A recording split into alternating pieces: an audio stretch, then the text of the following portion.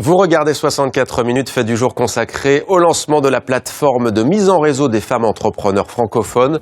Il a été créé par l'Organisation internationale de la francophonie en novembre dernier, il y a 4 mois. C'était lors de la conférence des femmes de Bucarest. Le lancement officiel de cette plateforme, c'est demain, jeudi 8 mars, à Paris, au siège de l'OIF. À l'occasion de la Journée internationale des droits des femmes, il y aura bien entendu Michaël Jean, numéro 1 de l'OIF. Il y aura aussi Monica Giman, qui est notre invitée. Bonsoir.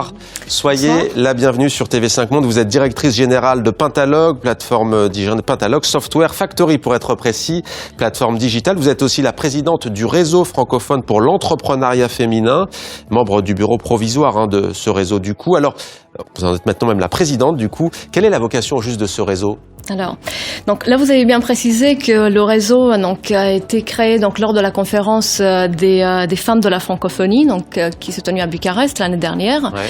Et c'était un grand objectif de cette conférence de créer le premier réseau francophone des femmes entrepreneurs, qui est un réseau moderne.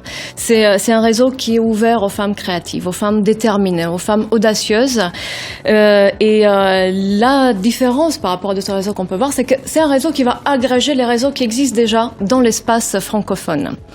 Alors concrètement, comment ça marche ? Parce qu'on entend parler de plateformes, de réseaux. C'est quoi au juste ? C'est le partage d'expériences, des bonnes pratiques ? Ça se passe où, sur Internet ?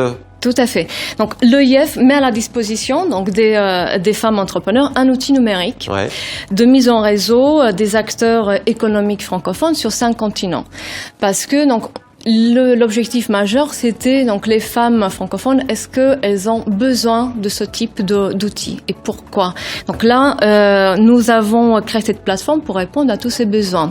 Donc je vais citer, ils ont partagé en termes de besoins qu'ils ont, le partage d'expérience, le partage des bonnes pratiques, la facilitation de l'accès à l'information, l'accès à des informations stratégiques principalement, sur les opportunités d'affaires, sur les marchés, sur le développement de leur entreprise, sur l'accès à l'international, parce que quand on parle de l'entrepreneuriat, on ne parle pas de local, on ne parle pas de régional, on parle de partir à l'international. Dans quel secteur elles s'engagent, les femmes entrepreneurs francophones aujourd'hui ? Tout secteur. Moi, je peux vous parler par exemple, je vous donne l'exemple du secteur numérique. Regardez au niveau de la France. Aujourd'hui, en France, vous avez, lors d'un dernier étude qui a été fait par l'Observatoire économique, vous avez que 2,4% des startups dans la tech, donc dans le numérique, qui sont créées qui sont dirigées par des femmes, et 8% qui sont créées par les femmes.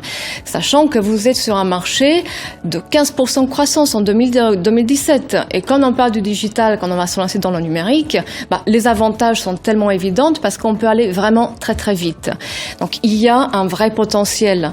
Donc ensuite, je vous donne l'exemple aussi de la Roumanie, un pays que je connais très bien. Donc au niveau de la Chambre de commerce et industrie franco-roumaine, nous avons plus de 500 membres. Il y a 300 femmes qui sont soit entrepreneurs, soit dirigeantes ou sur des positions dans la direction générale.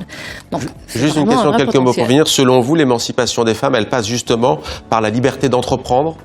Forcément. Donc l'entrepreneuriat, vous savez, homme, femme, peu importe, un entrepreneur, c'est un entrepreneur tout court.